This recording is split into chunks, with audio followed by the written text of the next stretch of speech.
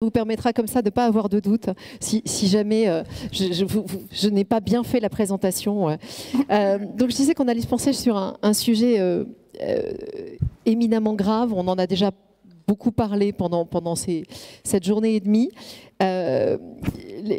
J'aimerais qu'on aille vers les conséquences pour vos métiers de l'assurance de la guerre ukrainienne.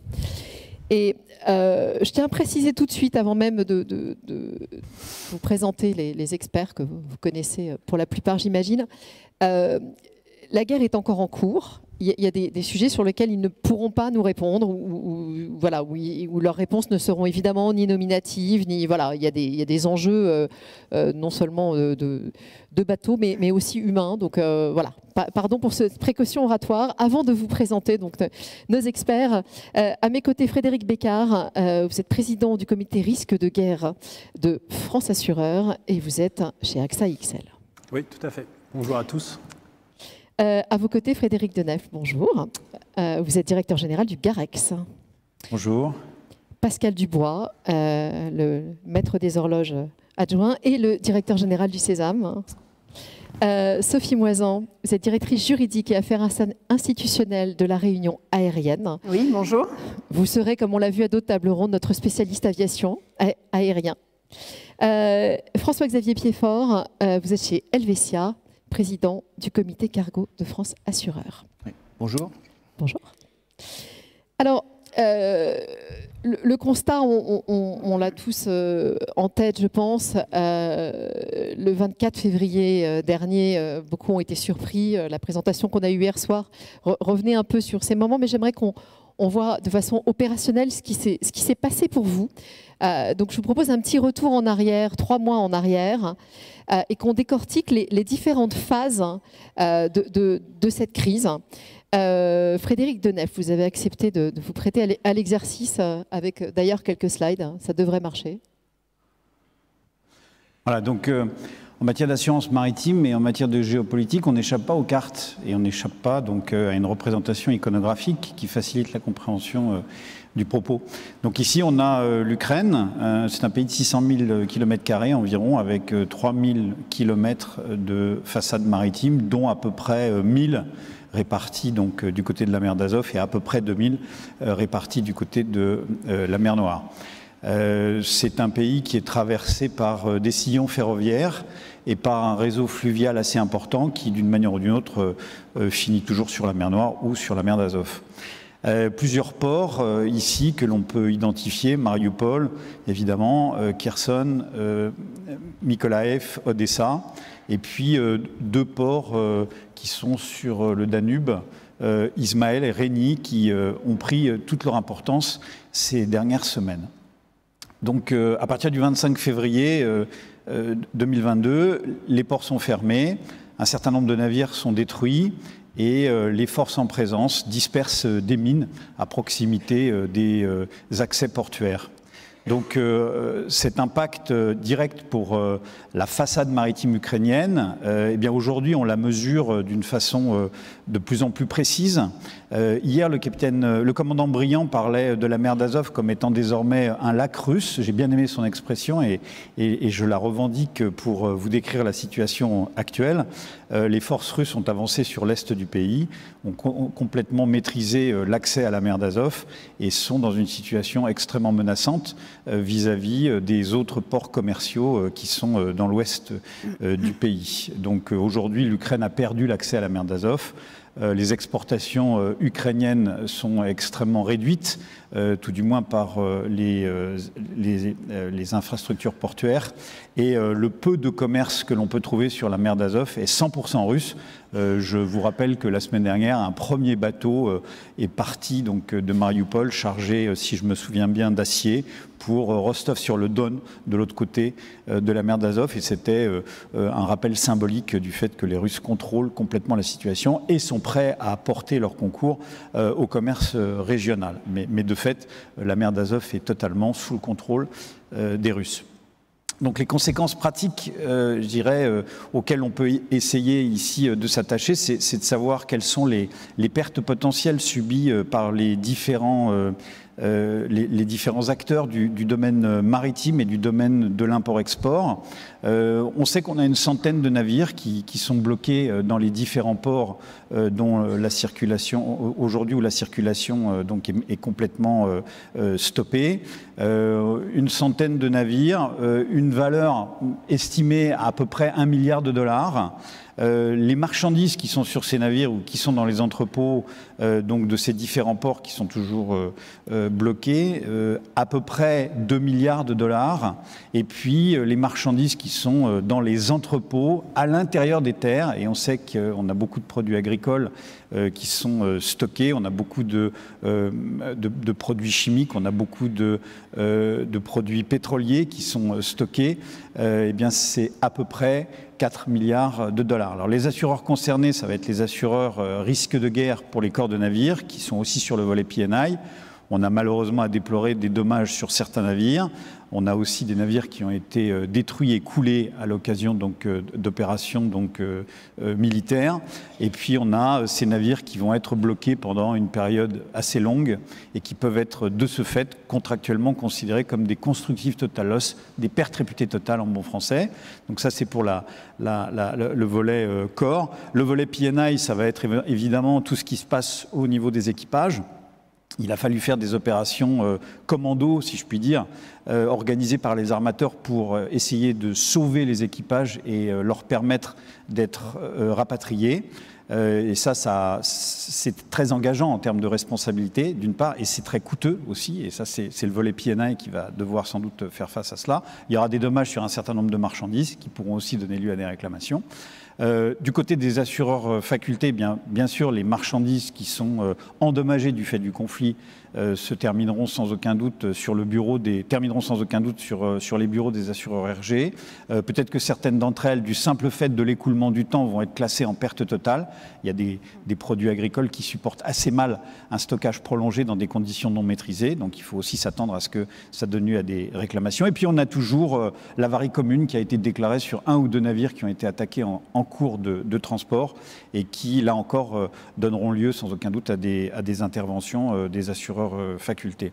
Et puis enfin, il y a une troisième catégorie d'assureurs que l'on trouve dans les rangs des assureurs transport, qui sont les assureurs risque de guerre, des stocks qui sont toujours dans le pays et qui sont soumis à des attaques, soumis à des dégradations du fait des opérations militaires.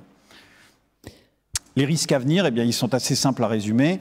Ici, vous avez une photographie satellite de l'embouchure du Danube, où vous avez, pour chaque petit point vert, une barge ou un navire de type fluvio-maritime qui attend son tour pour remonter le Danube, pour aller chercher des marchandises qui vont être livrées sur les 2 ports qui sont accessibles sur le Danube et qui vont donc faire des allers-retours pour évacuer la marchandise pour être rapatriée sur Constanza. Donc on a actuellement une accumulation de navires devant la bouche du Danube, devant le delta du Danube, qui attendent leur tour pour faire ces opérations de chargement, essentiellement de produits agricoles. Donc une accumulation, c'est un risque de navigation par définition, parce que là où il y a beaucoup de navires stationnés près les uns des autres, eh bien, il y a des risques de heurts et de collisions. Et puis on ne sait jamais, on n'est pas loin de l'île aux serpents, dont parlait encore une fois le commandant Briand hier, et il peut très bien y avoir une opération militaire menée sur ces zones où sont stationnés les navires qui pourraient occasionner des dommages supplémentaires. À la fois aux marchandises qui seraient à bord des bateaux et ou aux bateaux eux-mêmes en attendant donc qu'ils soient chargés. Et puis enfin, eh bien, on a tout un cortège à venir lié donc à la situation d'inflation mondiale. Comme nous le savons, tant l'Ukraine que la Russie sont des producteurs importants de produits agricoles, le blé dur, le blé tendre, tout ça, ça sert à faire de la farine, tout ça, ça sert à faire des produits alimentaires. Et évidemment, ne pouvant plus exporter ces marchandises, eh bien, les prix augmentent. C'est lié à d'autres phénomènes économiques sur lesquels je ne m'attarderai pas. Je pense que le professeur Chalmin le fera tout à l'heure. Donc, des prix qui augmentent, une inflation généralisée. C'est souvent un terreau fertile pour des perturbations sociales avec des risques d'émeutes, de mouvements populaires en tout genre, qui sont aussi des risques couverts par les assureurs risques de guerre en matière maritime. Donc des répercussions mondiales qui peuvent se retrouver un petit peu partout au niveau des risques de guerre assimilés. Des risques de coercition, évidemment, d'un certain nombre d'États qui peuvent décider de saisir des marchandises. Et puis enfin, d'une façon générale, tous ces embargos, toutes ces sanctions économiques peuvent entraîner une réduction du commerce maritime, donc une réduction de l'assiette assurable. Voilà. Sophie Moisan, en miroir, j'ai envie de dire, quelle est la facture pour les spécialistes aériens? La facture, elle est très salée parce que, en fait, nous, en aérien, on a une situation qui, dans une certaine mesure, rejoint un peu ce que vous évoquiez, c'est-à-dire qu'il y a eu effectivement quelques destructions d'appareils, 4 ou 5 appareils qui ont été détruits en Ukraine à l'occasion de l'invasion. Mais déjà, en soi, ça aggrave considérablement la sinistralité habituelle du secteur, qui est un secteur très restreint. Le secteur des assureurs corps risque de guerre, c'est un encaissement de primes de l'ordre de 150 millions de dollars, pas plus. Donc ça, c'est déjà évidemment un premier jeu de cynisme. Et véritablement, le problème en aérien, c'est le problème, vous avez évoqué des navires qui sont bloqués. En aérien, on avait au démarrage à peu près 500 appareils qui étaient bloqués en Russie. Non pas directement du fait de la guerre, mais du fait des sanctions qui ont été adoptées et des contre-sanctions, des sanctions adoptées par les Occidentaux, en particulier l'Union européenne et le Royaume-Uni, et les États-Unis et d'autres, mais ensuite les contre-sanctions, les mesures de rétorsion qui ont été adoptées par les autorités russes. Et le résultat, c'est que, en fait, il faut savoir que la plupart de ces appareils, donc plutôt aux alentours de 400, tels que c'est évalué actuellement, ces appareils, ce sont des appareils qui, certes, sont opérés, et ils continuent d'ailleurs pour bon nombre d'entre eux à être opérés en Russie. Ce sont des appareils qui sont opérés par des compagnies russes, mais qui appartiennent en réalité à ce qu'on appelle des lessors, des loueurs, qui sont pour l'essentiel des financiers, et qui sont, pour beaucoup d'entre eux, soit basés en Irlande, soit basés aux Bermudes, enfin un petit peu partout dans le monde, mais qui sont, disons, des Occidentaux. Alors la facture que l'on a en tête, il y a des ordres de grandeur. On sait que la valeur totale approximative de ces appareils qui sont bloqués en Russie est de l'ordre de 13 milliards de dollars. C'est une valeur marché qui ne correspond pas nécessairement à la valeur assurée, parce que la valeur assurée, c'est une valeur agréée. Et les valeurs agréées sont toujours un petit peu boostées d'un certain nombre d'éléments par les financiers, ce qui fait que si on tient compte des valeurs agréées, on est plutôt sur un total de l'ordre de 18 milliards de dollars de pertes potentielles, en tout cas pour les lessors, les loueurs.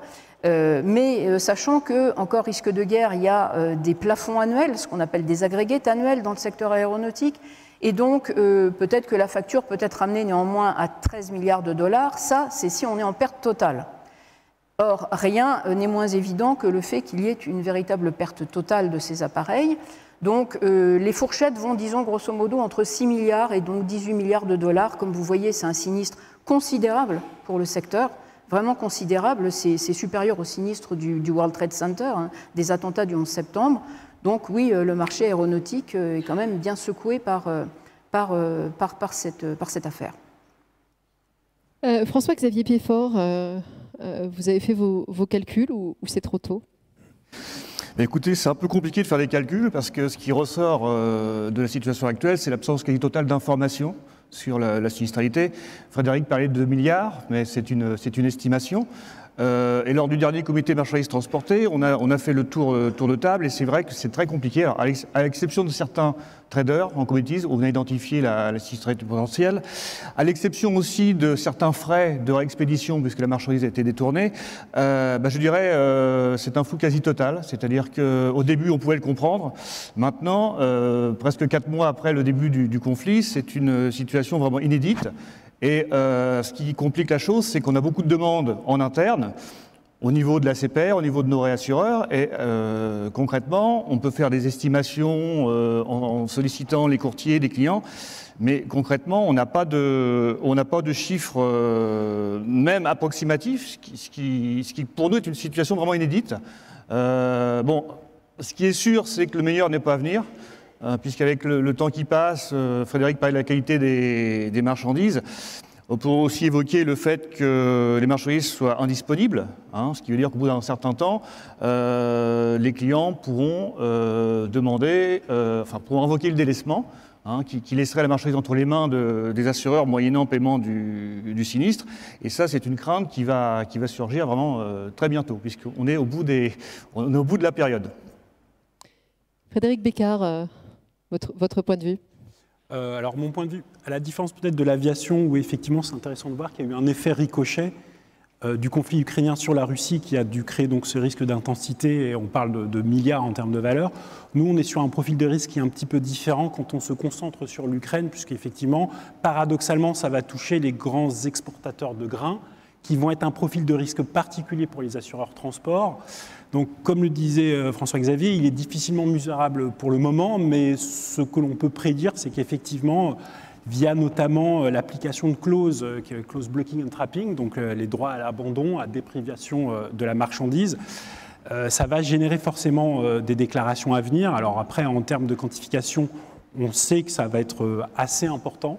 Après, le point intéressant, c'est aussi de voir sur quel volet de garantie cela va jouer, sur les risques de guerre, nécessairement sur le volet risque de guerre, mais également au niveau du volet risque ordinaire. Donc pour le moment, on attend l'impact de la vague, mais effectivement, elle n'est pas encore mesurable en précision.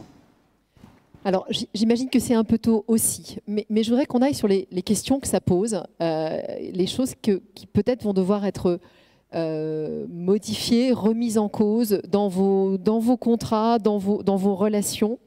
Alors, peut-être première question, est-ce que demain, on pourra encore s'assurer contre le risque de guerre? Je commence. Allez-y, je sens qu'elle est touchy, je sais. Alors, je pense. Alors, après, c'est un avis personnel, et je pense qu'il est quand même assez partagé.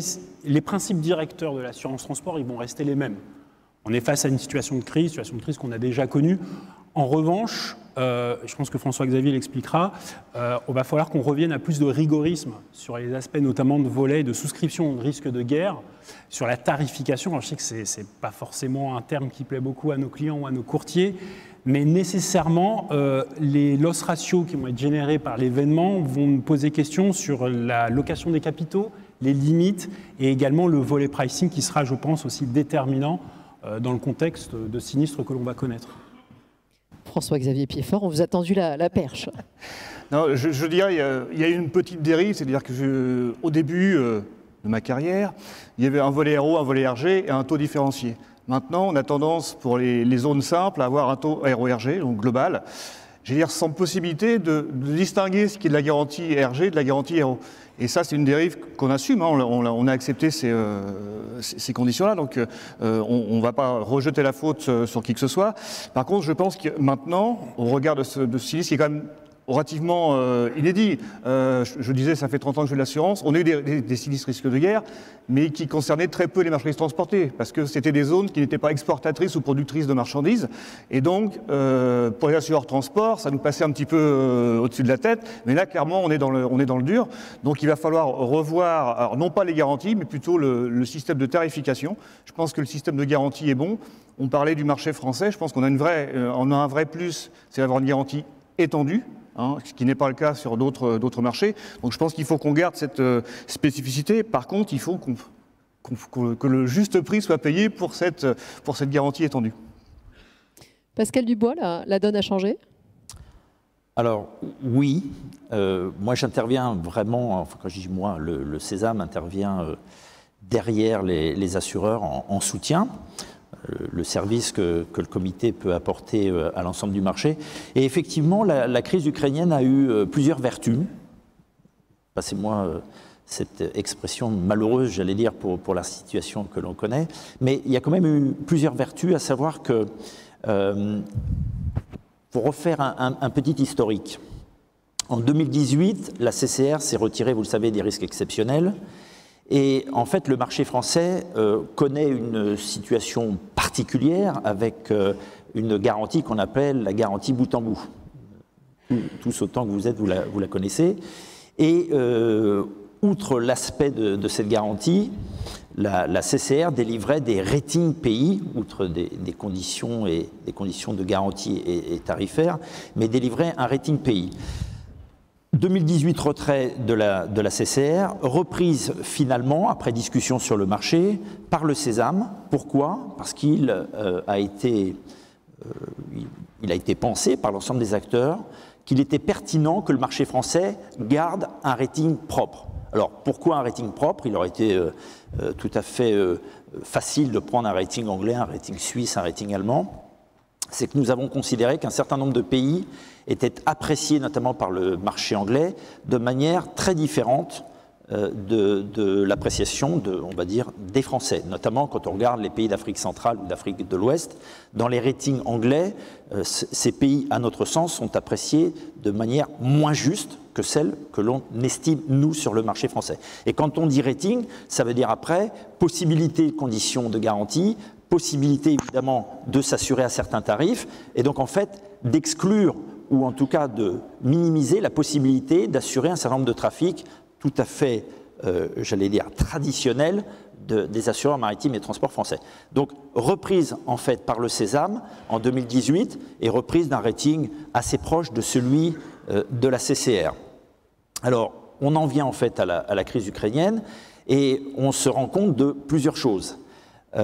Premièrement, il avait été pensé en 2018 que suite à une situation un peu exceptionnelle, une cellule de crise exceptionnelle pouvait être réunie. Alors c'est ce qui s'est passé pour la première fois. C'est-à-dire que la cellule de crise qui réunit le président du comité de marchandises transportées, donc François Xavier, le président du comité risque de guerre, donc Frédéric, France Assureur, donc Jean-Paul, et puis le Sésame, discutaient pour immédiatement prendre un certain nombre de mesures. Alors la cellule de crise s'est réunie 2 fois, très rapidement, le jour même en fait, donc on a vu que le Sésame pouvait réagir immédiatement, et quand je dis le Sésame, ça devrait être beaucoup plus global, l'ensemble des acteurs du marché français s'est réuni immédiatement pour ajuster le rating Ukraine, et quand je dis Ukraine, de l'ensemble des pays qui sont aussi limitrophes. Alors c'est ce que j'appelle la première vertu, c'est-à-dire qu'il y a eu une vertu de réactivité, le marché a su montrer une réactivité immédiate. Outre ces cellules de crise, nous avons eu 3 comités risque de guerre auxquels le Sésame a été convié, mais bien entendu avec le comité marchandises transportées, pour ajuster ce rating. Alors, là encore, vertu, on s'est rendu compte que le rating qui avait été créé finalement par le Sésame reposait sur une analyse de risque avérée. C'est-à-dire que le rating était fait en fonction de sinistres qui étaient répertoriés. Alors que l'aléa, c'est évidemment la possibilité du sinistre, et on s'est rendu compte que nos ratings n'étaient pas forcément adaptés à des situations telles que celle de l'Ukraine, pour incorporer cette potentialité de risque. D'où structuration du rating en profond changement, adaptation, ce qui est encore le cas à aujourd'hui. Et puis, vous me permettez encore quelques instants, mais ça a eu une autre vertu, c'est qu'on a réussi à, j'allais dire, dynamiser ces acteurs du marché français, à se réunir, à positionner le Sésame comme finalement un service provider. On propose via l'agence qui travaille pour nous, une agence d'intelligence économique géostratégique, un certain nombre de ratings, mais à la fin des fins, ce sont quand même les compagnies qui décident. Le Sésame est un GIE qui regroupe 26 membres aujourd'hui, toute compagnie. Ce n'est pas le Sésame dans son coin qui va décider d'un rating. Ce rating qui est proposé est discuté. Et donc là, on a eu un certain nombre de réunions où on a pu discuter avec des appréciations et des approches très différentes de certaines compagnies. Donc voilà, c'est ce que j'appelle les vertus, derrière cette situation, et donc une dynamisation du marché, une réactivité qui a été, à mon sens, tout à fait remarquable. Voilà. Sophie Moisan, dans l'aérien, je ne pense pas que vous parliez de vertus. Alors, non, quelles sont les conséquences? Pas nécessairement de vertus. On n'a pas forcément eu sur le marché aérien, notamment à l'international, la même réactivité. Mais il faut dire que les circonstances pour nous ne sont pas les mêmes. Le sinistre majeur, comme je l'évoquais tout à l'heure, c'est vraiment tous ces appareils qui sont immobilisés, bloqués en Ukraine. Et il y a une grosse incertitude sur la prise en charge de ces sinistres pour de multiples raisons. En fait, il y a eu un certain nombre disons, non pas de déclarations de sinistres, disons des déclarations de sinistres pour ordre, effectivement, qui ont été faites par les différents loueurs. Il y a quelques réclamations, mais il y en a très peu pour l'instant. Et ces déclarations, elles ont été faites sur plusieurs marchés d'une certaine manière, parce qu'il faut peut-être que je le dise en 2 mots. La manière dont sont structurées les couvertures risques de guerre sur le marché aéronautique, c'est peut-être pas évident pour tout le monde dans l'Assemblée, ou même pour très peu. En fait, la règle de base, disons, c'est que dans toutes les polices aéronautiques, en particulier celle des opérateurs aériens et celle des loueurs, il y a une exclusion systématique de tout ce qui est risque de guerre d'ailleurs au sens large, hein, pas seulement le risque de guerre, guerre étrangère, guerre civile, mais aussi les risques de confiscation, nationalisation, etc. Et plein d'autres types de risques comme le terrorisme, le détournement d'avions, ce genre de choses. Donc, par principe, les polices aéronautiques ne couvrent pas, disons, c'est la règle de base, les risques de guerre. Sauf que, systématiquement, dans les polices aéronautiques, disons, de base, on a un rachat des risques de responsabilité civile par le biais de standards qu'on les appelle les AVN 52, et mais qui est limité depuis le 11 septembre pour tout ce qui est les dommages au sol, hein, soit dit au passage. Et s'agissant donc plus précisément de ce qui nous concerne, c'est-à-dire le risque de corps, hein, enfin le risque corps sur la Russie, eh bien, il n'y a pas de rachat par les assureurs du marché, les assureurs standards, il n'y a pas de rachat du corps risque de guerre. Ce risque-là est couvert par un marché spécialisé, dans lequel on retrouve certains des acteurs du marché principal, mais pas tous, d'où d'ailleurs ce petit marché, le faible encaissement, etc. Et en fait, on constate que dans les réclamations qui ont été faites, et surtout les déclarations, pour la plupart pour ordre, qui ont été faites pour l'instant, eh bien, les loueurs, en fait, cherchent tous azimuts à trouver un petit peu de répondants vu l'ampleur de leurs pertes, on peut les comprendre, et ils n'ont pas seulement actionné le marché du corps risque de guerre, mais ils ont également poursuivi les assureurs du marché corps risque ordinaire. Sachant que, pour plus de précision, les assureurs, que ce soit corps risque ordinaire ou corps risque de guerre, ils assurent 2 types d'expositions. Les expositions des compagnies aériennes, il faut savoir que la principale garantie des loueurs, elle se trouve dans les polices des compagnies aériennes, par voie d'un avenant qui les protège spécifiquement, donc c'est vraiment leur garantie principale. Et puis, comme je le disais, c'est un peu ceinture et bretelles, et ils ont également des garanties dites contingentes qui les couvrent, eux, spécifiquement, quand les garanties en fait, de la compagnie aérienne ne jouent pas. Mais cette structuration fait que ça crée énormément d'incertitudes sur les couvertures. Donc en fait, on a pour l'instant, disons, on a des évaluations, comme je vous le disais tout à l'heure, qui sont extrêmement vagues de ce que pourrait représenter ce sinistre, mais on ne sait pas véritablement s'il y aura des couvertures. Normalement, les couvertures, s'il y en a, devraient se retrouver corps risque de guerre, c'est clair. C'est clairement des actes de confiscation, nationalisation. Enfin, les Russes ont réimmatriculé de manière forcée les appareils en Russie. Ils les empêchent de sortir de Russie. Enfin, il n'y a pas plus risque, je dirais, de guerre et politique que ça. Mais néanmoins, on a forcément un certain point d'interrogation du fait que malgré tout, les loueurs ont essayé aussi ou vont essayer d'actionner les garanties risque ordinaire, à mon avis, sans chance de succès. Mais toute cette incertitude, et incertitude aussi parce que, en termes d'événements, enfin, quelle est la date du sinistre ? Quelle est la date du sinistre? Parce qu'on voit bien que ce n'est pas l'invasion de l'Ukraine qui a causé l'immobilisation des appareils dans les ports. Ce qui a causé l'immobilisation, c'est le jeu des sanctions européennes, doublé ensuite des contre-sanctions russes. Ah oui, mais alors à quelle date? Quelle date on prend? C'est très important parce que dans l'intervalle, les lessors eux-mêmes, les loueurs, ont résilié leur contrat de location, si je puis dire, les leases. Donc, à ce titre, ils ne devraient plus bénéficier de couverture dans les polices des opérateurs.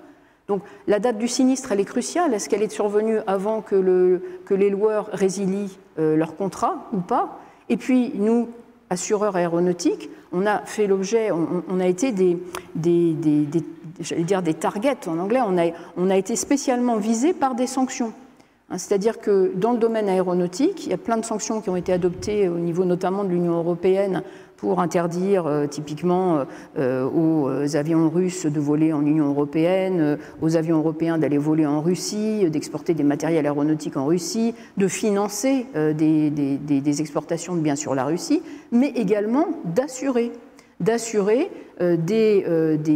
biens aéronautiques, et donc typiquement des aéronefs, qui seraient opérés par des acteurs russes et ou qui seraient utilisés en Russie. Donc là encore, la question de la date de sinistre est un énorme point d'interrogation, y compris en matière de corps risque de guerre, puisqu'avec ces sanctions, les assureurs, en particulier les assureurs corps risque de guerre, ont cessé de couvrir les appareils qui restaient bloqués en Russie. Donc on se retrouve dans un imbroglio absolument invraisemblable, avec donc très peu de visibilité. Et donc le marché, pour l'instant, il n'y a pas de réaction vraiment concrète. Il y a eu des augmentations, bien sûr, de taux sur le marché des corps risques de guerre, mais ce n'est pas à l'échelle, évidemment, du sinistre qui se produit, qui est évidemment complètement atypique et énorme. Donc, en fait, c'est un peu tôt, en fait, pour le marché aéronautique. Il est clair qu'il va y avoir, surtout... On peut parier sur un débat juridique. Il va y avoir certainement des modifications, et peut-être pas que des modifications de taux, certainement peut-être des clauses à revoir, beaucoup de choses, mais pour l'instant, c'est un peu l'attentisme, parce que personne ne veut sortir du bois, et qu'on a cette énorme épée de Damoclès de toutes ces réclamations qui vont nous tomber dessus, un petit peu tout secteur du marché aéronautique confondu. Voilà. Frédéric Denefle, vous tablez aussi sur des changements. Alors qu'est-ce que vous voyez qu'est-ce qu'il faudrait modifier dans les contrats, dans l'organisation du marché pour que, en réaction? Ouais. C'est difficile de tirer des leçons académiques à ce stade. Je pense que la première des constatations qu'il nous faut tous partager, c'est que nous sommes, en faisant de l'assurance maritime, des assureurs risque de guerre.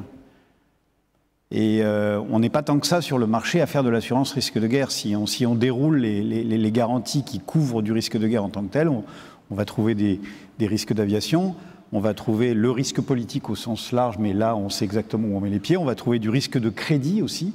Et puis après, c'est à peu près tout. Après, on trouve des gens qui font du terrorisme en tant que tel ou qui ont des appendices risque de guerre bien spécifiques. Mais le caractère systématique du risque de guerre n'est pas aussi flagrant que ce que l'on trouve en assurance maritime. Donc ça, c'est le premier rappel, si je puis dire, ce n'est pas une leçon, c'est un rappel, c'est que nous sommes des assureurs risque de guerre là où on a accepté d'étendre la garantie. Et l'assurance risque de guerre, c'est un risque qui est très très difficile à maîtriser, en fait. Il faut avoir une bonne compréhension de ce que l'on fait, du contenu des garanties, ça c'est la première étape interne. La deuxième étape interne, c'est d'essayer le plus possible d'analyser ce à quoi on s'expose, voyage par voyage, marchandise par marchandise. Et puis enfin, la deuxième leçon qu'il faudra aussi, sans doute, à laquelle il faudra réfléchir ensemble, ça rejoint un petit peu le propos de la première table ronde, c'est qu'on ne dispose pas de suffisamment de discipline sur le marché pour suivre les engagements qui sont en risque sur un bateau qui rentre dans une zone difficile ou qui est dans un port compliqué, ou qui se trouve être en transit, ou une marchandise qui se trouve être en transit quelque part. Et là encore, on doit essayer d'améliorer le suivi que l'on doit déployer pour redonner confiance à tous les partenaires, bien sûr les réassureurs qui sont là, les co-assureurs, entre parenthèses, qui peuvent être sollicités pour faire du risque de guerre.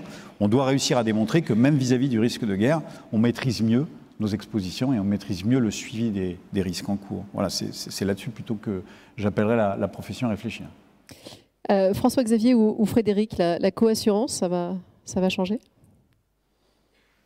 Alors, je vais parler au niveau des garanties, après on parlera au niveau du prix. Au niveau des garanties, bon, il n'y a pas de souci, on a les conditions. Le problème, c'est qu'au niveau des compagnies, les exclusions des pays ne sont pas les mêmes. Certains, bon, l'Ukraine, je pense qu'il n'y a pas de sujet. Par contre, la Russie, la Biélorussie, la Moldavie, certaines compagnies excluent, d'autres pas. Donc, quand on est en co-assurance, qu'est-ce qu'on fait? Après, il y a le deuxième sujet, c'est le prix, puisque Pascal parlait du zoning, donc c'est très bien. Par contre, qu'est-ce qu'on met en face du zoning? Pascal ne peut pas le faire, ça, on est d'accord. Hein. Je ne dis pas que le CESAM doit le faire, mais avant, on avait un taux qui était unique sur le marché, qui était appliqué par tout le monde, ce qui n'est plus le cas maintenant. Donc, le sujet, c'est apparition versus co-assurance. puisqu'en fait le taux que donne l'opérateur n'est pas forcément suivi et ne doit pas forcément être suivi par la coassurance. Donc ça crée pour les courtiers une sorte de cacophonie, on a l'impression que chacun agit dans son coin, et la raison est quand même, outre des aspects d'analyse de risque, il y a aussi des aspects de réassurance, où pour certaines compagnies, certains pays sont exclus, certains risques sont exclus, et c'est difficile d'expliquer à un courtier ou à un client qu'on n'a pas la même vision des choses, mais malheureusement, on va être de plus en plus dans les procédures, on sera malheureusement aussi de plus en plus dans ce système-là, où on devra regarder compagnie par compagnie. Alors c'est pas forcément réjouissant, mais c'est quelque chose qu'on n'avait pas forcément pris en compte jusqu'à maintenant, il va falloir en tenir compte pour l'avenir. Frédéric, un complément, est-ce qu'on va changer les contrats aussi? Oui, alors juste en complément de ce que disait François-Xavier, il y a aussi effectivement, je pense, au-delà des aspects qu'il a soulignés, il y a aussi l'aspect de compliance. Et quand je parle de compliance, c'est l'aspect de stratégie en fait interne de chaque compagnie d'assurance. Et effectivement, quand bien même on essaye d'être un marché uniformisé dans les réponses qu'on peut apporter en termes de conditions de garantie, après il y a aussi ce qui relève de la stratégie même et du positionnement, voire politique, d'une compagnie d'assurance qui va potentiellement avoir une vision différente sur un pays, sur un risque, et c'est ce qui a été un peu aussi mis en exergue lors de la crise ukrainienne. Après, sur les conditions, je rappelle encore une fois, je pense que sur les conditions d'assurance, les principes directeurs doivent rester les mêmes. Ce qui est intéressant dans ce qu'on est en train de vivre, c'est que, je reprends un mot un petit peu à la mode, aujourd'hui on parle d'inflation. Et bien là, on a vécu une véritable inflation en termes de crise, en termes de montant, en termes de tension, sur un marché qui a été, je dirais, plutôt soft. Et il y a aussi cet effet en plus, je dirais, de récurrence. On a eu la crise Covid et maintenant on a cette crise ukrainienne. Donc il y a aussi une espèce de récurrence dans l'intensité, dans le côté systémique des choses qui nous appelle maintenant à revoir potentiellement, je pense, la façon dont on va appréhender les risques. Et ça va être aussi la grosse différence entre la proactivité et la réaction. Les assureurs ont toujours été en réaction, en fait, puisqu'on a un accompagnement du système financier international. Et il est un peu difficile. Alors si on est trop en proactivité, eh bien, on peut aussi nous reprocher d'être hors marché ou d'être trop en avance sur le marché, d'imposer des conditions qui ne vont pas être acceptées, notamment des conditions tarifaires qui sont difficiles à expliquer quand il n'y a rien, quand il n'y a pas de contexte de crise. Là, on se rend compte que je pense que ça va laisser des traces, en tout cas sur le volet des risques de guerre que Frédéric connaît bien. Combien de temps? Je ne sais pas. On peut pas le présager, mais il y a cette prise de conscience aussi qui doit être commune sur la nécessité d'avoir, je dirais, les instruments, notamment de tarification, qui nous permettent de continuer à pouvoir couvrir les assurés. Un point que vous avez abordé rapidement, François-Xavier, la garantie étendue à la française, c'est bientôt fini? Je dirais qu'il faut déjà établir un chiffrage précis du conflit ukrainien. Alors, moi, je pars à titre personnel, je ne vais pas parler au nom du marché, c'est compliqué, mais je trouve que ce serait dommage d'arrêter cette garantie en ce moment. Parce que pendant des années, on a vendu cette garantie en insistant sur l'aspect spécifique par rapport au marché mondial, et s'il y a le sinistre et que derrière, on arrête cette garantie, je trouve ça un peu dommage. Après, il faut juste, j'en parlais tout à l'heure, il faut juste payer le juste prix pour cette garantie étendue. Pascal, je vous voyais opiner, peut-être une réaction rapide? Rapide, je ne sais pas, merci. Je rebondis sur ce que dit François-Xavier. En fait, là, le Sésame, bien entendu, a un rôle, j'allais dire, de vigie. Donc a été le réceptacle de tout un tas d'appels de compagnies, mais pas uniquement, de courtiers, d'agents. C'est vrai que les conditions de garantie étendues, je pense que c'est une spécificité du marché français que le marché français devrait conserver. C'est pas parce qu'il y a un premier sinistre très important que ça doit être mis en cause. Et je me rappelle, il y a quelques années, ici même, le risk manager de Mercuria qui avait fait cet appel, justement, ça devait être en 2018, en disant surtout cette spécificité du marché français qui est unique au niveau mondial, gardez-la. Mais j'allais dire, pardon pour la rapidité, mais ça va être un petit peu plus long, je pense que cette crise ukrainienne nous a fait prendre conscience au niveau du marché d'un certain nombre, j'allais dire, de dysfonctionnements. J'entends bien la difficulté pour un courtier de gérer ses affaires avec ce que je vais appeler des placements différenciés ou des placements verticalisés avec des conditions différentes pour chaque coassureur, avec la possibilité que certains se retirent, d'autres restent. Donc il y a ce premier aspect. Et puis, si on continue, moi j'essaye de dérouler la pelote de laine, c'est probablement le mode de fonctionnement d'un marché de coassurance qui doit être vu. Ce n'est pas que le risque de guerre, évidemment, le risque de guerre a ses spécificités, mais finalement, le mode de fonctionnement d'un marché de coassurance, c'est d'abord aussi les risques ordinaires. Et il y a probablement un certain nombre de questions qu'il faut se poser sur la discipline d'un marché. Et à mon sens, la discipline, on l'a bien tous perdue au fil des années.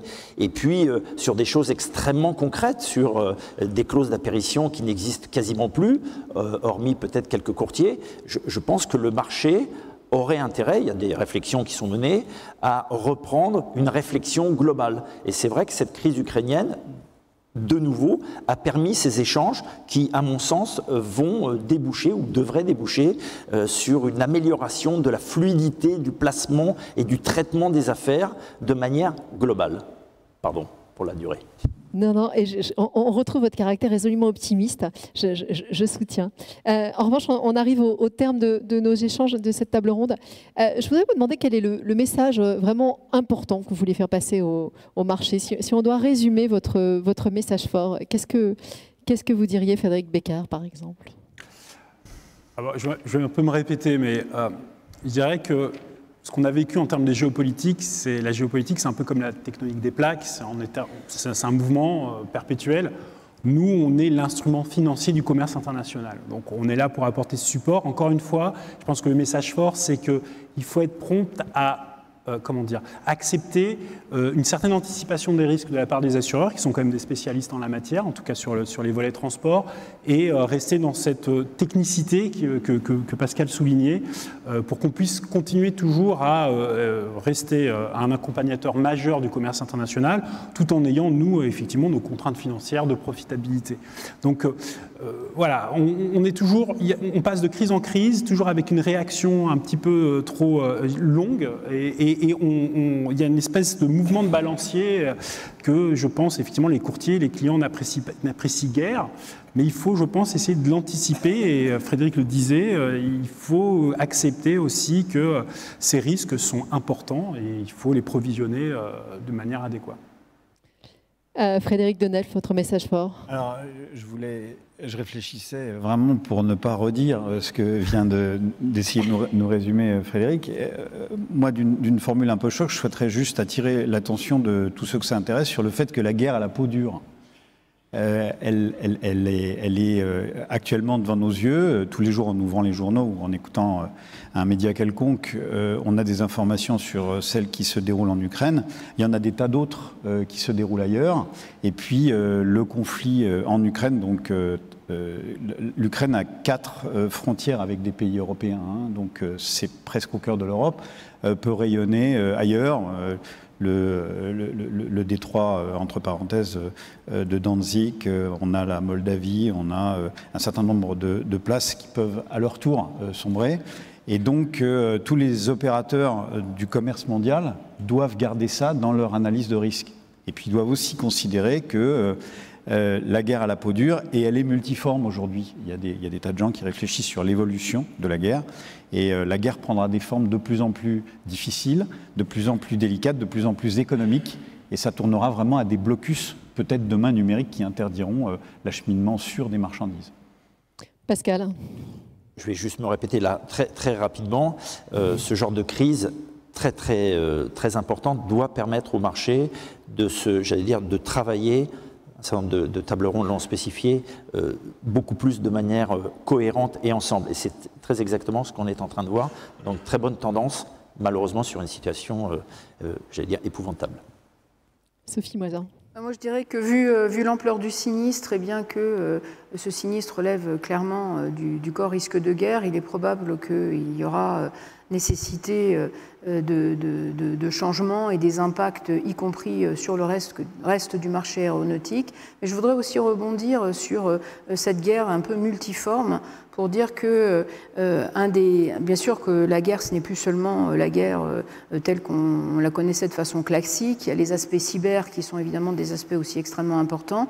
Mais ce que j'observe pour ma part de plus en plus, c'est les aspects de guerre juridique qui pour les assureurs crée des contraintes qui sont de plus en plus complexes et de plus en plus lourdes, entre les multiples sanctions, contre-sanctions, des sanctions qui sont différentes d'un pays à l'autre, des lois de blocage, des lois extraterritoriales, il devient quand même de plus en plus difficile d'opérer à l'échelle mondiale pour les acteurs du secteur. Et clairement, l'aéronautique, et en particulier l'assurance des compagnies aériennes, ça se pratique à l'échelle mondiale. Et on est de plus en plus confronté à des problématiques très lourdes, disons de compliance au sens sanction, et comment arriver à, je dirais, respecter tous les droits qui sont belligérants d'une certaine manière et qui vous imposent des exigences qui sont contradictoires, avec souvent de lourdes sanctions à la clé et avec souvent des dispositions qui sont assez ambiguës. Je voudrais donner juste un exemple, s'il y a une seconde, c'est que quand sont arrivées les sanctions en matière d'assurance prises par l'Union européenne pour l'aérien, eh bien, se sont posées des questions très essentielles du style mais est-ce qu'on peut encore est-ce qu'on peut encore nous assurer des opérateurs étrangers qui ne relèvent pas de l'Union européenne ou du Royaume-Uni, qui sont peut-être turcs, peut-être indiens, peut-être chinois, qui continuent à desservir la Russie? Parce que si on ne peut plus le faire, les appareils ne peuvent pas voler, en tout cas sur le volet responsabilité civile, s'ils n'ont pas des couvertures, y compris risque de guerre. Voilà un exemple d'ambiguïté. Les ambiguïtés sur la couverture, enfin la possibilité de continuer à assurer les loueurs d'appareils se trouvant en Russie, n'ont été résolues que, je dirais, ces tout derniers jours. Donc on se trouve quand même dans des situations, enfin moi je voudrais, c'est pas un message fort, mais dire qu'il y a cette contrainte de plus en plus forte qu'il faudra peut-être effectivement de plus en plus adresser à une échelle de marché. François-Xavier Piedfort, en une phrase. Non, je dirais il faut qu'on étudie les risques en RG de la même manière qu'on étudie les risques en RO, c'est-à-dire qu'on donne un prix à cette garantie-là. Sinon, le risque en cours, c'est qu'on ne puisse plus offrir de garantie risque de guerre étendu parce que les résultats seront très mauvais. Donc c'est vraiment un souhait qu'on passe un peu plus de temps sur le volet risque de guerre à la lueur de la crise ukrainienne. Je pense que le risque est redevenu évident pour tout le monde. Merci beaucoup à tous les 5. Merci.